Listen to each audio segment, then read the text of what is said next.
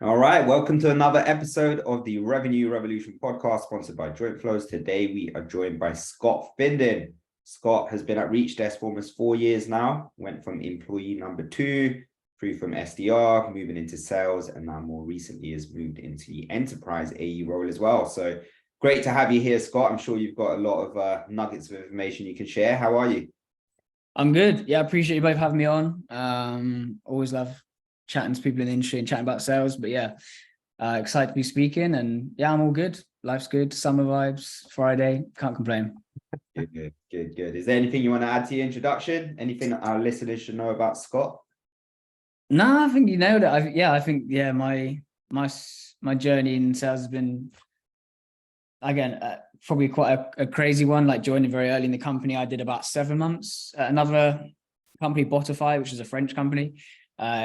In SEO, I did sort of 7 months of BDR there. Then I was introduced to Alex Olive through somebody who I interviewed with before that role. I was doing well at this company. Things were going well, but then I got the chance to kind of meet a co-founder, which was something that was very appealing to me. The chance to maybe have some exposure to somebody who'd very much like been there and done it and got the t-shirt, and grow something from the ground up. And then, after a bit of careful thought, I kind of took the opportunity with both hands and kind of haven't looked back. So it's been a fun journey, and yeah, here I am. Yeah, you've certainly ran with it. We've both kept a close eye on Reachdesk actually, as the founders are also the founders of the company we used to work for as well. So yeah, it's been interesting to watch, and I'm sure we'll learn a lot more about your journey now. I think a good starting point actually to move, which is quite topical, thinking about the climate today, is you'll move into an enterprise role as well. So it looks like you've been a top stellar performer across your career at Reachdesk and perhaps before that as well. What are the differences you're seeing moving into an enterprise sales role now versus the SMB space, and how are you trying to make those adjustments? Oh yeah, that's a good question. So I guess maybe a bit of a caveat is that Reachdesk have only relatively recently started to segment in terms of commercial, like SMB, mid-market, and then enterprise. So I've only been in enterprise for probably like a month and a half or 2 months, and so I've only had a limited like introduction into like specifically enterprise leads. But before that, I was kind of taking a mix of all of them. So in the prior 2 years to that, I moved into the AE role in January 2021. So up until the first couple of years was very much quite diverse. I could be speaking with a 50-person company, or FIS, like 40,000 person fintech, or automation anywhere, like big thousands of employees type companies. So I had a good bit of exposure, which I think's kind of fared me pretty well. I think probably one thing I underestimated for a while was like actually tailoring my approach depending on who I was speaking with. Kind of just thought like, I'll just do my thing and like take people through a sales process, but I truly wasn't tailoring too much. Like the difference between, like I said, like a 50, 100 employee business up to one of the big boys. And yeah, so that's probably something I've probably become more aware of, is being a bit more patient. I'm not, I'm generally probably, I think historically I've probably been impatient, something I've been trying to work on a lot more recently in various ways. But like, I think having more patience in the sales process is definitely needed. Procurement cycles that take 6+ months, sometimes longer, that kind of stakeholder management piece, being able to keep like the conversation fresh and keep things like top of mind without it going stale, and not souring relationships by like pushing people too hard, or like getting upset when maybe timelines take longer than you might expect. So those are some of the main things I'm having to kind of like think about more and address more, and kind of be at peace with, knowing that there is going to be certain timelines and trajectories that just take a certain, time. I had good exposure. And, I managed to close a handful of, really big logos and big clients. So I think that was a good thing in terms of, having the small ones, having some medium. I was a big fan of the mid-market because it was like decent deal sizes. They had money. For a while, they were all growing very fast, but they didn't take ages to make decisions or go through procurement. I think patience is the main thing I'm really trying to adjust overall. And how do you do this, Scott? Because there's a mindset element to it, which is managing your own expectations, and then there's also a more tactical piece on, as you said, like staying relevant without being stalky and being awkward. Like, Have you found some tactics that were well and are scalable? Yeah, I think it's like over time we've thought more about this internally. Recently we launched like an ROI calculator. So again, it's just like thinking about which phase we are at in the deal and like doing the thing that's most relevant. I think like selling as a team, I think is an important thing. So like keeping it fresh in the sense of like having different voices that come on. Again, I think that's probably something I took for granted a little. Like, I always used to get like my VP revenue on when I was ramping up. And I think just having that like second voice on a call, especially as you like make progress after the, second call, after the scoping phase, getting different people involved. I think that always helps because they always add a different idea, different angle to like the play. And I think that really helps keep things fresh. And I attended an event this week with A's of London, and like one of the A's there was saying that he like sells, took selling as a team to like a real extreme in this sense where he'd have his head of engineering messaging their head of engineering, his VP engineering messaging their CTO. He had like two different CEOs, and one was more introvert, one was more extrovert. So then depending on the personality matchup with their CEO, he would like pick one or the other. And he referred to it as like man marking, like an organization. So, and that's one thing I think that, that was, pretty insightful for me to hear like his take on that. So that's something I'm starting to think more about now is like, how can I be more strategic? Aligning different teams, whether it's CS, we've got like this internal ABX team, which are like an ABM style, like consultative type thing where we can like dive into do messaging. Then we have like product, obviously engineering. So trying to think a bit more strategically around like, who can I lean on? Who can be a dedicated resource? So when they've got time in their calendar, they're open to me like sticking something on. So I think those are one of the main things. But yeah, it can be difficult because I think it's something I've always avoided. Even when I was at SDI, I was like bubbling up in your inbox, floating this in, checking in. Like that's something I've always avoided. So I think just adding value at every step, whether it's something simple like content, relevant content. But yeah, I think the more people you have involved and the more like unique or diverse ways you can add value, that's something I think helps because then every interaction is valuable and like worthwhile for the prospect. Yeah.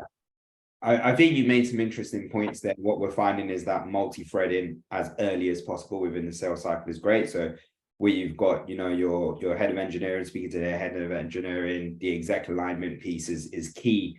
What we're seeing is that I know you've obviously worked on different types of deals, SMB, enterprise, and so forth as well. And, you mentioned about SMB. One thing you liked about it was that the cycles weren't as long. And obviously what the data is telling us now is that SMB sales cycles are becoming as long as enterprise sales cycles used to be, and enterprise sales cycles are becoming even longer as well. So how are you managing that process from in terms of, what another thing you said earlier on was making sure it doesn't go stale, which I think is key in a long sale process. So how are you ensuring that's happening and how are you managing the timelines?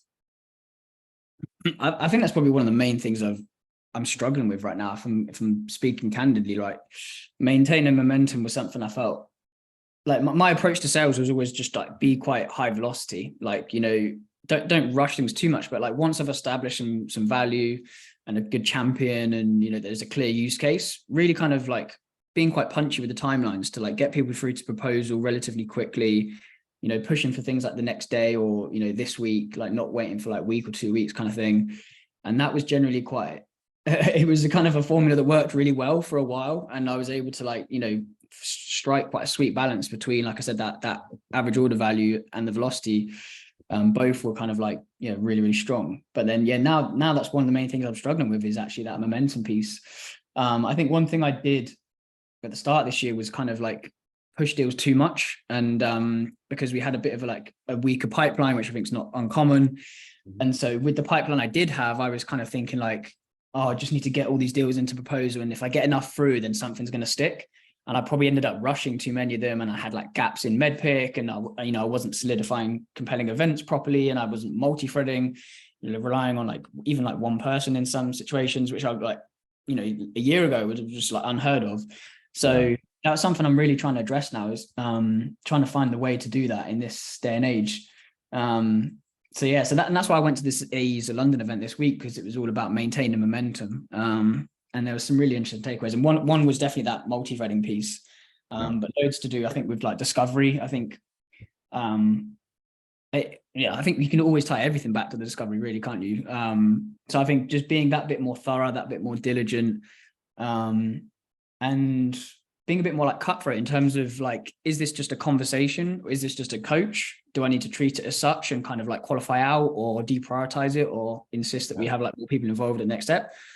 Or like, if this is a champion, if this is a real op, like, how do I really solidify this up with a solid time, with a solid compelling event, with a solid timeline and implications if they don't act now, or, specific calendar based like events that they need something in place by, and really like just having those like rock solid basically. So those are the main things I'm focusing on. But yeah, if I'm honest, it's definitely work in progress because I have not speak, and again, at this event I keep referring to, I was kind of weirdly pleasantly surprised to hear everybody was in the same boat. Like I was kind of thinking, oh, like people from Zoom Info or people from like whatever, like, I don't want to name too many companies, but there was people from every industry, like in sales enablement, data, like, fintechs, HR tech, everyone was in the same boat. Like, yeah, all my deals are just getting pushed out right now. Even the people who finished in the top 10 in like 100 over 100 last year, like top reps in the country, pretty much struggling with the same thing. So work in progress. Yeah. And the way you speak is really impressive, Scott. Like you're very mature about the methodologies, your gaps, what you need to work on, what you think you're doing well. What's the right mindset to have a career like yours, where every 6 months, every 9 months, every year you move up a level and you keep on delivering at every single level you've reached? I appreciate that. I appreciate that. First, that was very flattering.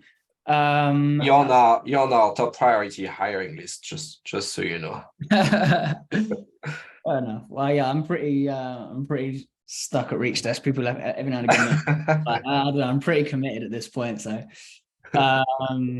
yeah, but I appreciate that. But yeah, I think it's a combination of obviously like luck. You can't underestimate that. Like, there's no point like trying to take all the credit. Like, I got very fortunate in the fact that I met Alex and was able to like kind of resonate him, and the fact that he was able to like select me, and the point I was at my career, it kind of was right, and I was young enough where I really wanted to take quite a big chance, because if it was a fairly like large like risk joining Reachdesk, when it was like 2 people in a cafe pretending to have a company, is how we often refer to it. So yeah, a big element of luck for sure.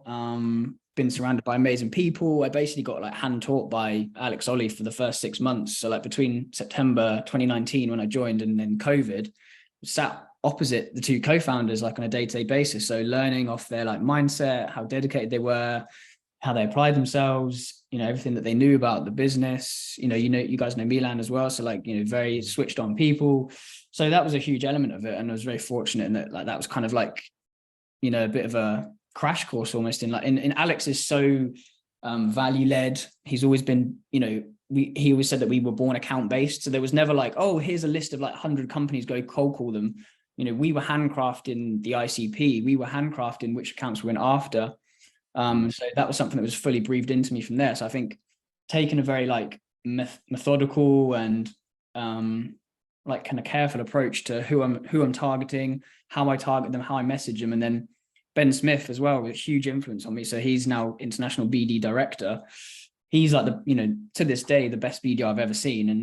And I happen to be, he was the first employee. So again, having somebody opposite me on the desk who was, up in the bar every week, having 3 to 5 meetings booked in, and then would go book in 2 to 3 more, like, that would sit that week, that was the bar. And every time he was booking things in, we had a really kind of like cooperative and like collaborative relationship where I was like, how did you do that?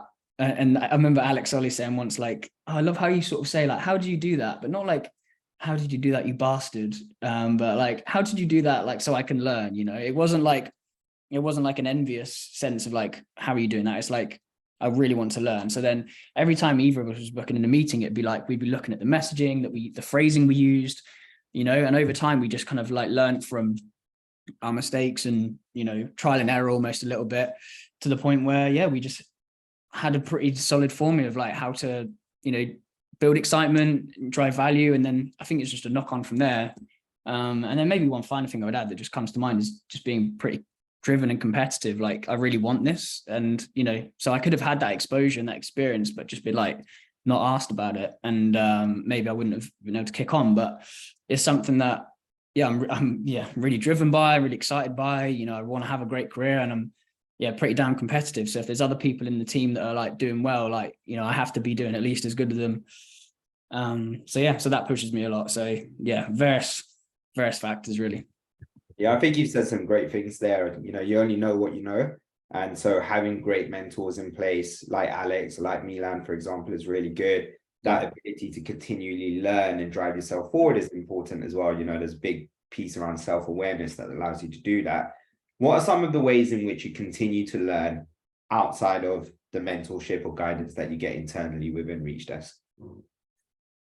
Yeah, outside of Reachdesk, I mean, I listen to a lot of books, but you know, I had listened to the odd sales book, to be fair. I would say that's probably a big source of.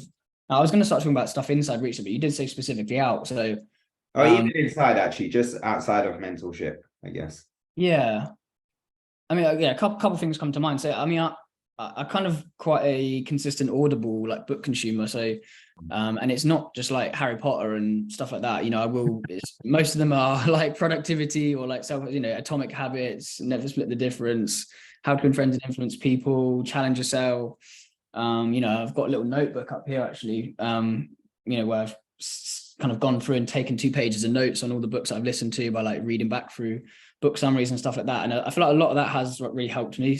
You know, I remember like when I first listened to like How to Win Friends and Influence People back in the early days of Reachdesk, and I was like, this is like life changing. Like this, because that book is like a real step-by-step guide basically on like how to like win friends, it says on the tin, but like how to truly communicate with people who you don't know in a way that you can get them to do stuff. It was, you know, so like stuff like that, and you know, Atomic Habits to do with like productivity and habit stacking and stuff like that. So that's a big part of, I think, and I don't know that many people that do that kind of level of stuff, and I definitely don't know anybody that like takes notes on it, and I really do try and like digest it. I don't know if you know Misha actually, maybe from who's ex Sales Loft. I remember I've got a lot of tips, and he's an avid like book consumer. So yeah, and maybe I got that from people like him, because whenever they do like the top 100 A's of like, I always add everybody on LinkedIn, and I say, hey, like, you know, I'm open to, and I always message them saying, you know, I do this consistently every 6 months whenever they release that with like Wiser, and I just say, hey, have you got any advice? Like what's been working for you this year? So I'm quite proactive, I think, in like seeking out, you know, what top performers are doing, like making sure I'm at least connected with them on LinkedIn so I can just see how they're operating, but then, you know, proactively message them and saying like, hey, like what's working? And obviously, you know, half of them won't reply, but half of them do. So just trying to take little tips like that. But the other thing that comes to mind as well is like something I've always done internally. I think like peer-to-peer learning is like critical, and that's been one of the biggest value adds for me. Something I'd done back in the BDR team, and I still do now in the AE team in the same way, is weekly like hour-long sessions with everybody in the team. And as a BDR, it was often based around objection handling, and just each session, what's the key objection we're facing this week, and you know, over time sort of compiling a list of like the key ones. But I'm going into a meeting, we work with a competitor, we haven't got the budget, whatever. And then, you know, really formulating and discussing kind of in an open, like no wrong answers style environment, like what do you see work? Like what, you know, when you've had this before, what's worked, and getting everybody to like contribute, and like calling on people who aren't involved and saying like, what are your thoughts on this? And then just like kind of boiling it all down, and then getting to the point where you've got a nice condensed 1 or 2 ideas and like how best to handle a certain objection. And now we do it in the AE team with stuff that we're struggling with AEs, or just like the process. So like discoveries, multi-threading, you know, negotiations, like preparing during calls or preparing before calls, pipeline management. So again, we'll do like an hour-long session each week where we all just discuss like a specific like hot topic that's like relevant to the, you know, people's current, you know, scenario. So that's something. And you know, we just got Word docs, and they're now like, you know, dozens of pages, basically just notes. That's something that I think has been really helpful as well. So yeah, no, that's a great answer. I think you hit some key points there. You know, the self-development piece, listening to podcasts, reading books, the sharing and reapplying internally as well, which is key in order to understand what's working and driving forward in a cohesive manner. I think there's, you know, I've come across 2 different types of people in my career. Some of the people who take this knowledge and don't actually end up doing anything with it. You know, you can read 100 books, but if you don't take action, it doesn't mean anything. And then there's the other half, which are people who absorb all this information and take action.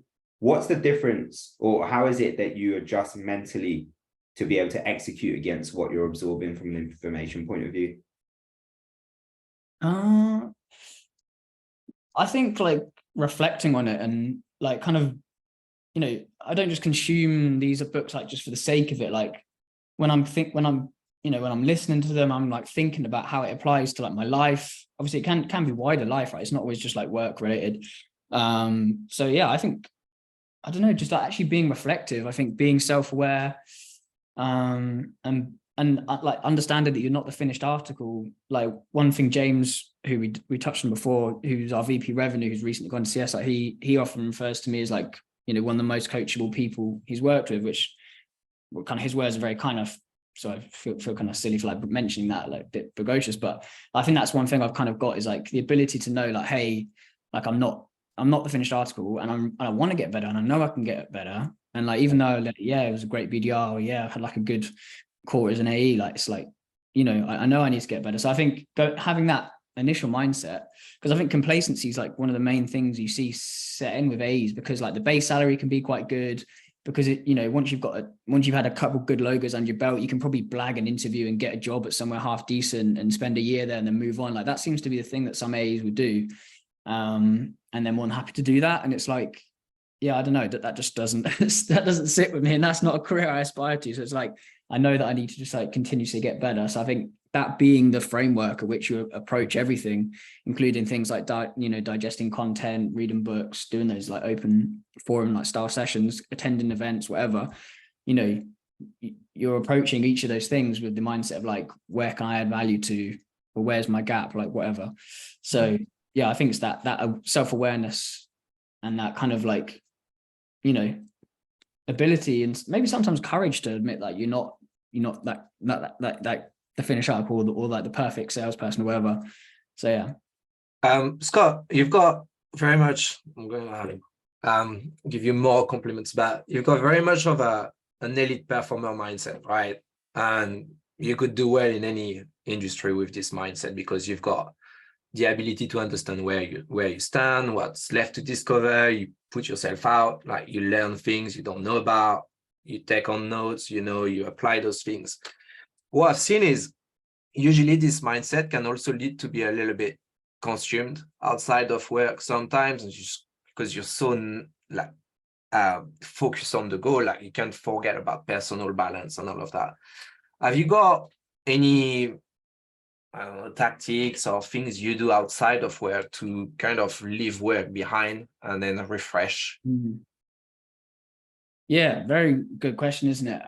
Yeah, I agree that there's definitely times where I've like kind of got caught up in things, and I don't know, but I think overall I think I manage it pretty well. I like I don't know, I think like generally I'm a pretty laid back kind of person. I'm pretty easygoing. Like it's not my personality to be like particularly controlling or like, I don't know, obsessive over things as such. So like I do have quite a natural like personality that maybe just like go with the flow and like kind of take things easy, which marries well with quite nicely with the competitiveness that, you know, I don't get too caught up in things. But not to say that there has been times where, you know, you'll spend an evening like thinking about a deal, or like I remember one time I lost a deal to a competitor when I was in Portugal, when I was on the beach, and I was in the taxi on the way to the beach, and I like saw the email, and I like spent the whole day just fuming. Like I couldn't even relax. I was just like just mad, like properly fuming that I'd lost this deal, which I knew I shouldn't have.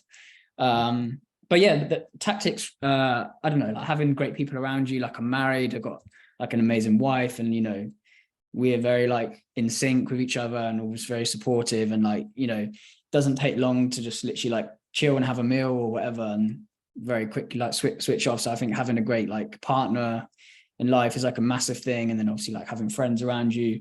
I'm very active, so like I cycle a lot, I play football every week, like going to the gym a couple times a week or so. So I think that is a massive outlet as well, like burning off some steam, like physically getting out of your system, like go for it, like, you know, again, like sometimes I get caught up and then I'm like, I'm going to go for a run at lunchtime or whatever. So that kind of thing I think helps.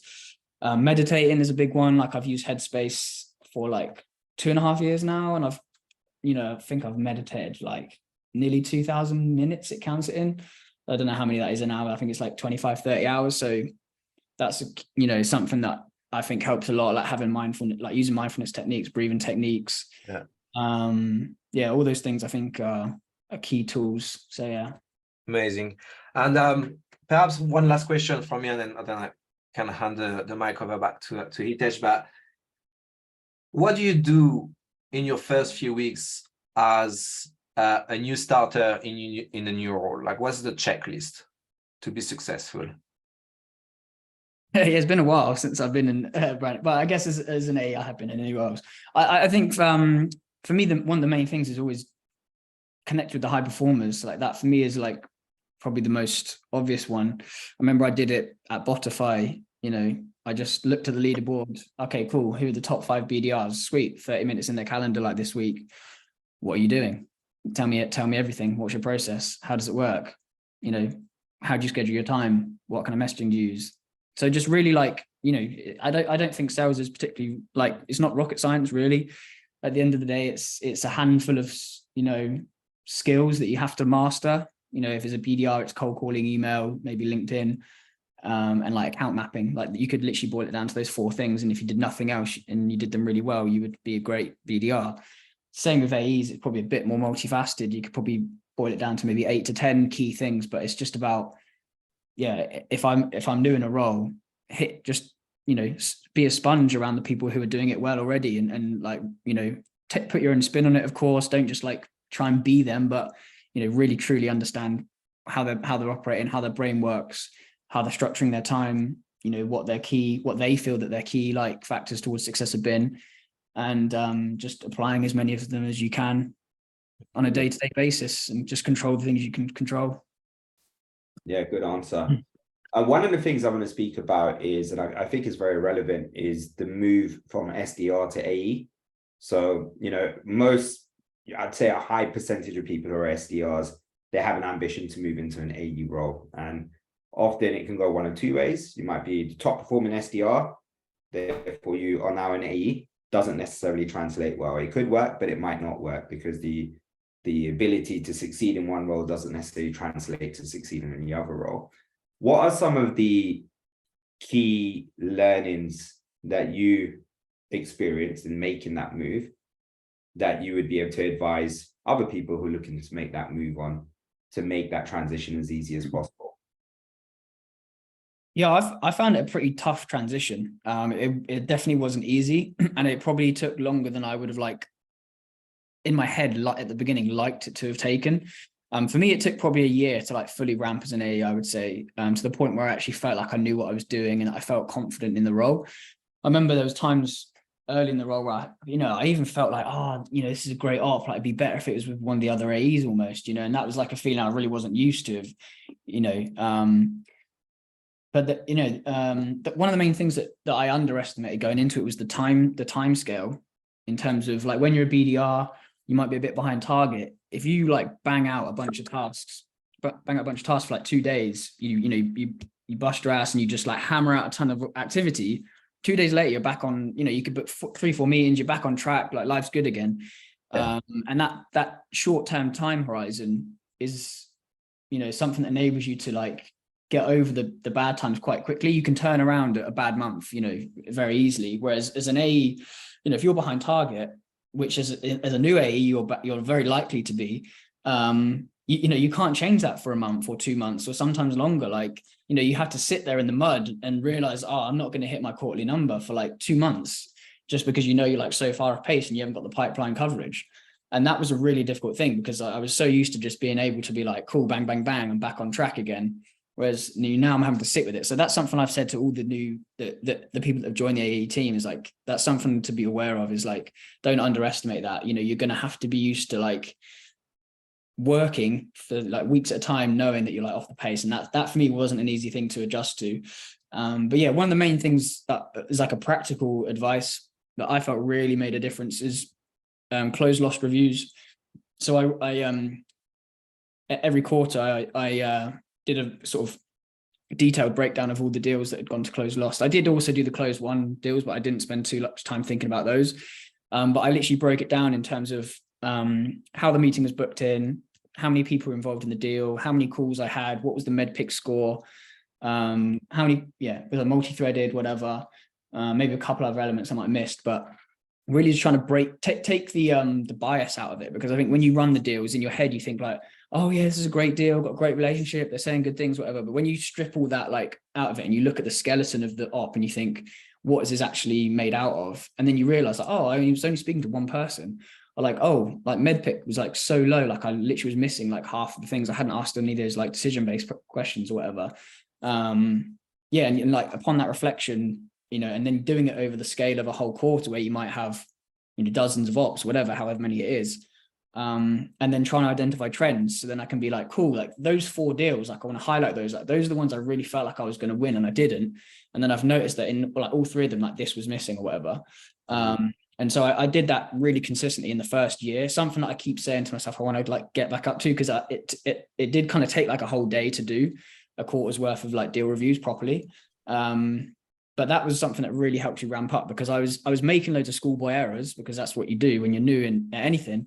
And so I was able to identify, cool, like those are those schoolboy errors, and here are the trends. And then now, cool, here's the implementation plan of what I'm going to do to stop those happening moving forward. So yeah, doing a close loss deal review as often as you can, maybe monthly, maybe quarterly, especially when you're ramping, is so critical, because the best way you can get consistency in your performance is like stop making simple errors. You're always going to get tough deals where you might lose it to a close thing, but if you're just doing all the basics really well, you're going to give yourself a good chance. So that was something I did that really helped. Yeah, deal forensic is really powerful. I've got a last question and then we can wrap up. We spoke about having good mentors, and the likes of Alex Solly is probably top 1% in the industry, and like extremely knowledgeable, very credible. But what does it take to be a good mentee? Like, being mentored efficiently also requires skills. I've had some people I was mentoring, and it was slightly painful sometimes. How do you make it easy to be taught? I think, it kind of ties in with the previous point of sort of like understand that you're not the finished article is definitely a big part of it. I think just being open-minded, not trying to excuse yourself. Like, I think something that, to your point, that when you give someone advice, sometimes I'll have a new BDR on the team and I'll say, hey, like, are you open to me giving you a little bit of feedback? I'm really keen on like, making sure that people share with me and I share with them, like what I feel like we could do better, with the aim of us obviously providing a better like experience moving forward and helping us improve. I just try and frame it in that way, and people, usually say yes. And then sometimes you'll be like, hey, I noticed this happened, like maybe we could have tried that. And then people will try and excuse it and be like, oh yeah, but blah, blah, blah, blah, blah. Oh yeah, but, and it's like, when someone's giving you a feedback as a mentor, someone who knows what good looks like, someone who's been there and done it, whatever, like don't try and then justify why you did the thing that they're trying to like advise you against.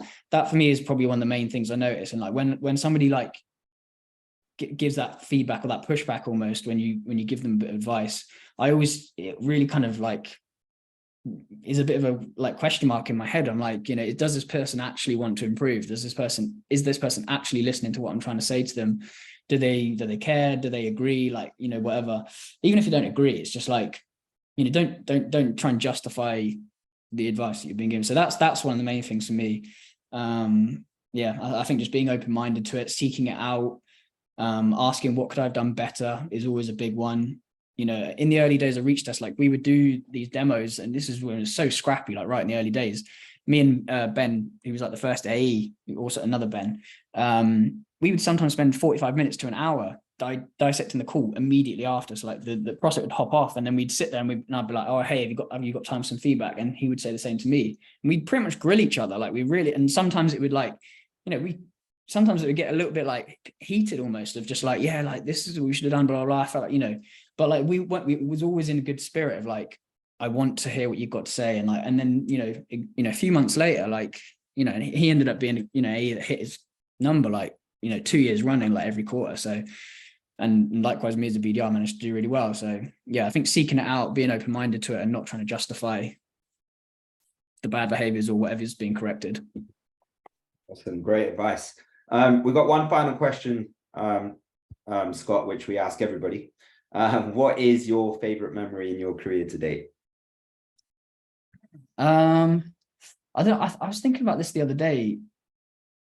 And this is one memory that really sticks out to me. And it was when I was a BDR, and I managed to book 10 meetings in a week. And it was like during COVID, and it was kind of in that like kind of summer period, when we'd all been stuck in COVID for a while, and it was really like a big initial shock. And I was trying to push for like senior BDR and stuff.